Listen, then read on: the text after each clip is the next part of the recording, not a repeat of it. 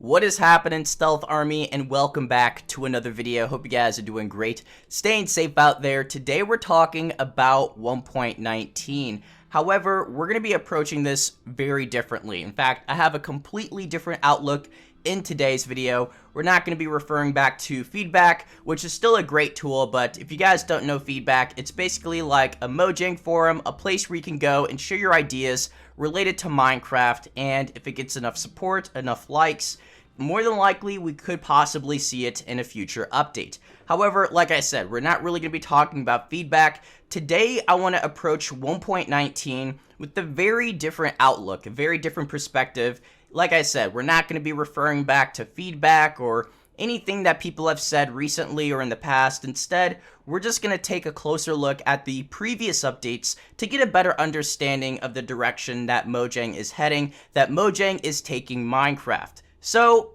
fingers crossed, maybe this update will be the next major update showcased during Minecon 2021, but obviously we won't know that until this fall time. So hopefully you guys enjoyed the video. Be sure to share your ideas and thoughts down below. What would you guys like to see as the next major update? Obviously after Caves and Cliffs Part 2. So as always, I really appreciate the support, guys. You've been crushing the like button lately. It's just been super fantastic. And you already know the routine, you know the drill, hashtag that Stealth Army, and let's get straight to it. So if you've been a part of the Stealth Army for quite some time, you know I like to talk about feedback. I like to look at things that developers have said, but today we're going to be talking about the next major update, in a sense where we can sort of figure out the direction that Mojang is trying to take this game. So I feel like in order to understand that, we have to look back at the past few major updates, starting with Update Aquatic. Now, I'm sure many of you guys were playing Minecraft well before Update Aquatic, so you probably recall and remember quite well how the oceans were, like what they looked like, how they felt, and they were pretty much empty. No exaggeration, right? Pretty much just gravel and squid. That's essentially what you had in the ocean. So it was very clear that Mojang had to do something eventually. We weren't entirely sure when they were going to update the oceans, but inevitably it was going to happen. Like, it was just one of those areas that the game desperately needed to improve, add more content, add more features, and just expand on the ocean life, as well as introducing a bunch of cool new ocean biomes. So it's safe to say it was a very successful update, and I feel like it just had a very positive impact. So yes, that was a very obvious choice, in my opinion, updating the oceans. It was an area that required a bunch of new features because, simply put, it had nothing. Moving on to the Village and Pillage update. Yet again, another massive update that literally changed how we interact with villagers.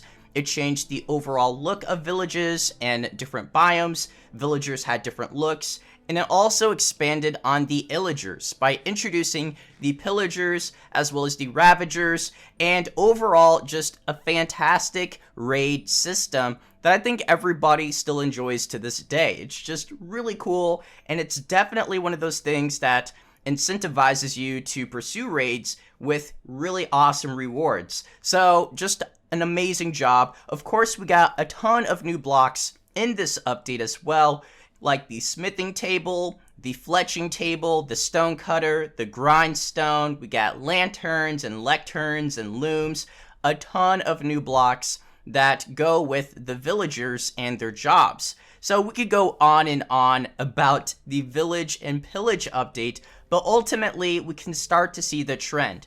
Mojang likes to update something that is clearly outdated. While adding a bunch of new features, they update something that's already in the game that desperately needs an update, right? So we can already see what Mojang likes to do. They don't necessarily like to introduce something completely brand new that has never existed in the game. They like to expand on something that's currently in Minecraft and then add some really unique features to that. So for example, we got the raids with the Village and Pillage. In an Update Aquatic, we got like channeling, we had the trident, as well as shipwrecks and the treasure maps. So they introduced a bunch of new features in addition to expanding and updating something that's clearly very old and feels outdated. So yeah, there's definitely a sense of direction that Mojang is taking this game with every single update, which is updating something that's currently in Minecraft.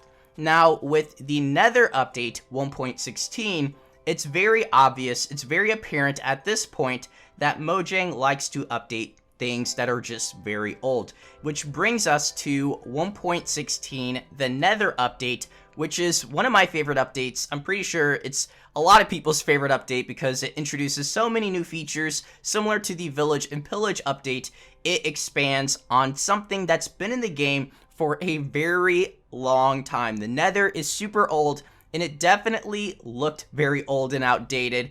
I mean, they had to do something. Mojang knew they had to add something because if you're gonna go to the Nether to begin with, you're already risking a lot. It's super dangerous, and there was just nothing there. There was literally no content outside of the Nether Fortress.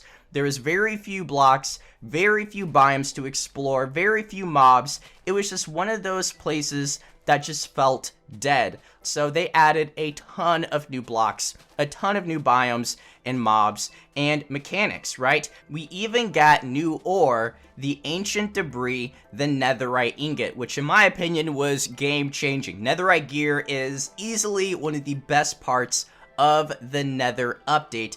And then we got piglins and striders and the piglin brute. We got a new structure, the bastion. So in addition to updating something that's old, they add a bunch of new mechanics, a bunch of new features to something that just needed a big major overhaul. So yes, at this point, we can make the connection.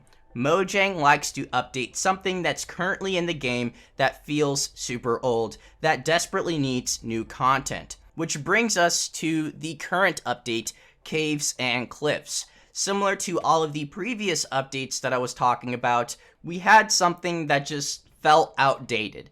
It wasn't really fun because it was something that never really got that much attention the previous updates or the previous few years. Caves didn't feel alive. At the end of the day, I feel like a lot of people were just avoiding strip mining, avoiding mining in general because it just felt repetitive. It just felt like a chore, and you didn't feel like you were being rewarded for all the hard work, all the time and effort you put into mining. So yes, it was a very clear choice, and it definitely had a lot of support from the community. I remember talking about this update back in 2017, so yet again, in addition to Mojang updating and improving the caves by adding new biomes, new mobs, new mechanics, they also add something that we weren't entirely expecting, the mountains and the mountain generation. So we got the cliffs part in addition to the caves update. So a big surprise right there, which finally brings us to 1.19. What exactly are we going to see after part 2 of the Caves and Cliffs update? Clearly, I don't have the answer, but by looking back at the previous updates, we can make a connection. Mojang likes to update old things. They like to add new features to pre-existing things, right?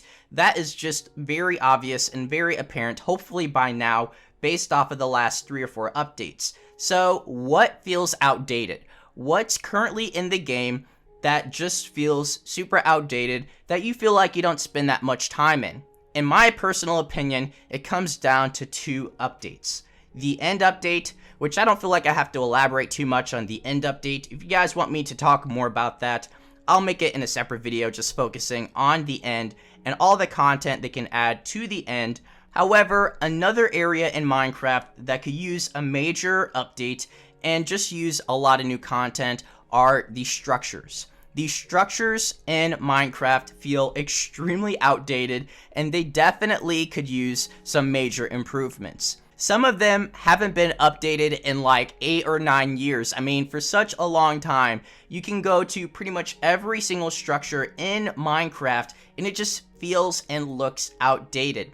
The Nether Fortress, the Ocean Monuments, the Jungle Temple, the Desert Temple. These are just a few examples of areas in Minecraft that Mojang encourages you to explore. However, I feel like Mojang's main focus has been to update biomes and dimensions and even mechanics. So it's definitely an area that's been neglected for several years at this point, and I think we can all agree that not only do structures need improvements, but we can also think of several cool structures that Minecraft could easily introduce in all of these new biomes that we've received the past 3, 4, 5 years. In the Nether, in the caves, in the mountains, like they can add a bunch of new structures to Minecraft while improving old ones. So by doing that, we've already made the connection to the past 3 or 4 updates. We see that this is something that requires an update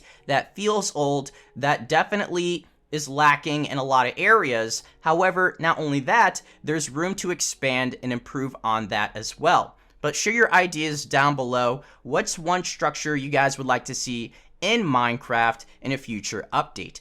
I would actually like to see like an abandoned castle, maybe on the top of a mountain. But as always, I appreciate your support.